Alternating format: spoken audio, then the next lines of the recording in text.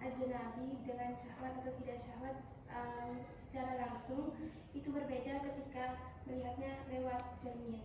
Itu kalau nggak salah ada di Kabupaten Gunung Merapi. Nah, kalau apa namanya, terus katanya juga saya pernah dengar juga katanya kalau misalnya yang lewat cermin itu kan kalau misalnya di dunia sekarang itu kan ya jarang gitu kalau misalnya kita lihat cermin terus lihat ajnabi gitu juga, ya paling tidak lihat cermin ya lihat diri kita sendiri gitu kan. Dan disamakan dengan cermin itu kalau kita lewat HP itu. Nah, pertanyaannya itu saya cuma ingin tahu lebih jelas tentang hukum itu. Terus yang kedua, apakah melihat seperti itu disamakan dengan mendengar suaranya ajnabi yang tadi memiliki nilai tabaruk. Gini. Melihat ajnabi kalau secara langsung dan itu bukan pandangan doruri. Kan ada pandangan doruri, ada pandangan yang nggak doruri. Kalau pandangan doruri ya tidak apa-apa. Seluruh ulama sepakat pandangan doruri, pandangan yang tidak bisa dihindari. Pandangan doruri itu pandangan yang tidak bisa tak terelakkan. Lihat mulai seluruh ulama sepakat ya. Tapi kalau pandangan itu nggak doruri, nggak darurat, artinya bisa dihindari, maka nggak boleh. Kalau tidak ada hajat seperti yang saya jelaskan di pertama kali pembahasan. Oke? Jadi sampai melihat lawan jenis, laki-laki melihat perempuan atau perempuan melihat laki-laki itu kan ada 8 hukum dulu ya. Dalam rangka taklim begini boleh.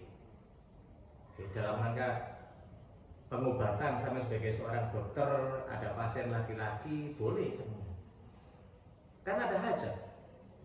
Saya mau amalah jual beli dengan laki-laki boleh nggak aja untuk mengantisipasi kalaupun ada masalah, ada buntut dari akad jual beli ini boleh.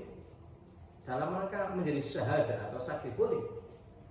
Dalam rangka mau melamar, mau menikahi, saya boleh melihat. Oke? Yang nggak boleh itu yang nggak ada hajat. Itu kalau melihat langsung. Bagaimana kalau melihat nggak langsung? Misalnya film mir'ah, bahasa kitabnya mir'ah atau kaca, atau HP. Ini yang ada di sini itu bukan jungkok, loh, hanya gambar jungkok. Ini bukan jungkok. Kalau HP ini sampai pecah, sampai cari jungkoknya nggak akan ada. Oke? Sampai kalau buka HP, kemudian di situ ada aplikasi Quran. Itu bukan mushaf. Itu gambar mushaf. Kalau sampean buka ini, sampean cari mushaf yang tadi itu nggak ada. Berbeda dengan ini, bisa diisi, bisa di iki wawunya, iki apa, ada nyata. Tapi kalau di sini hanya gambar. Oke, di sini ada gambar aura kasih. Mek contoh kok serius nggak ada. Di sini ada gambar aura kasih. Saya memandangkan, jika saya nggak sahwat, nggak ada dampak negatif dari lamunan saya, imajinasi saya, segala macam, nggak dosa. Wong ini hanya gambar, bukan aura kasih. Oke. Tapi kalau melihat, walaupun di HP, tapi kemudian membuat lamunan saya jadi melagak kemana-mana, berimajinasi yang negatif-negatif tentang objek pandangan ini, tetap haram. Jadi bukan hanya syahwat, bukan hanya syahwat, tapi juga menjadi sebab madinatul fitnah, bahasa kita, menjadi sebab madinatul fitnah. Nggak harus syahwat. Saya melihat jungkok, terus kemudian jadi berimajinasi, berhayal, sing ngeres, sing negatif, tetap haram walaupun itu belum pada taraf syahwat. Oke, jadi jika berdampak pada hal negatif tetap haram. Walaupun melihatnya tidak langsung, tapi lewat hati.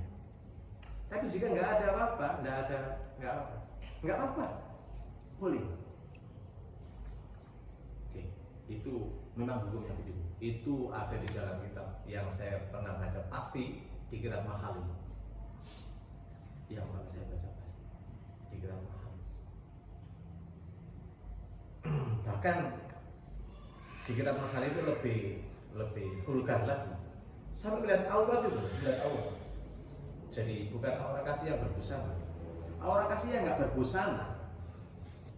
Jika saya nggak syahwat dan nggak kemudian jadi berimajinasi sing negatif, nggak haram, nggak haram. Tapi kalau melihatnya berbusana sopan pun, tapi kalau objek pandangan ini membuat saya berimajinasi atau apalagi syahwat, ya jelas haram. Oke, paham ya? Itu kita paham.